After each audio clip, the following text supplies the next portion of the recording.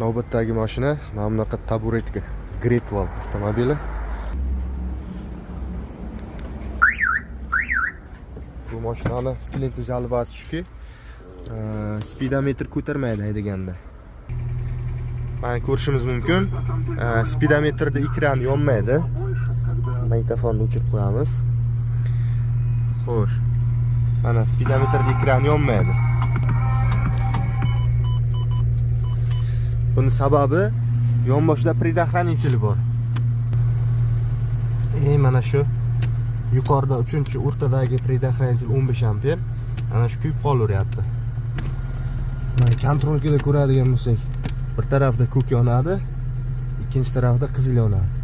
Bu degani предохранителimiz kuyganligidan. Yangi предохранитель qo'ysak, yangini ham sraz kuydiryapti. Bizning vazifamiz mana shu предохранитель nima uchun kuyayotganligini topish. Qayerdadir simlarda korotkий zamikaniya bo'lsa, massaga, kuzovga sim archilib tegib qo'ygan joyi bo'lsa, shuni qayerligini aniqlab topib berishimiz kerak. Mana hozir ko'radigan bo'lsak, speedometrda ekranchasi yondi. Shu holatda hozir haydasak speedometr ishlaydi. Men nima qildim? Предохранитель o'rniga через lampochka pitaniya berib qo'ydim. Mana, например, предохранитель ikkita oyoqchasi bor. Bitta tarafi pitaniya, yuqorisi. Mana bu joyda qizil yonadi. Biz tokda o'rnisiga emas, naborot pitaniya yo'q oyoqchasiga berib qo'yamiz iste'molchi tarafga.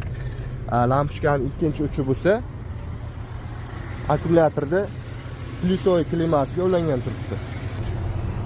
Mana hozir ekran ishladi, shu holatda ishlaydi mashina.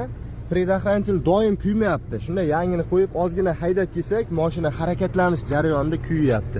Demak, simlar qayerdir izolyatsiyasi ochiq joy bor, haydaganda korpusga ochiq minusga tegib qolyapti qayerdir. Ana shu joyda biz topishimiz kerak. Uni topishni bitta yo'li hamma simni mana shu speedometrga aloqasi bor simlarni bir-bir qimirlatib chiqamiz. Qaysidir momentda kontrolga yarki yonadigan bo'lsa, mana bu lampochka, ana shu qismida zamikaniya bo'ladi. Основном bu предохранительdan pastda korobkada speedometrda datchigi bor. Ana shunga скорее всего pitaniya boryapti. Shu qismini birinchi navbatda tekshiramiz. Mana qanday holatga yotib olgani. Mana bu bo'lsa, mana shu datchiklarga kelgan simlar. Hammasini bir-bir qimirlatamiz. Oybek aka, kontrol kerak yonsa ayting, maylimi? Ana shu lampochka. Hozir. Mabodo yarki yonsa aytasiz.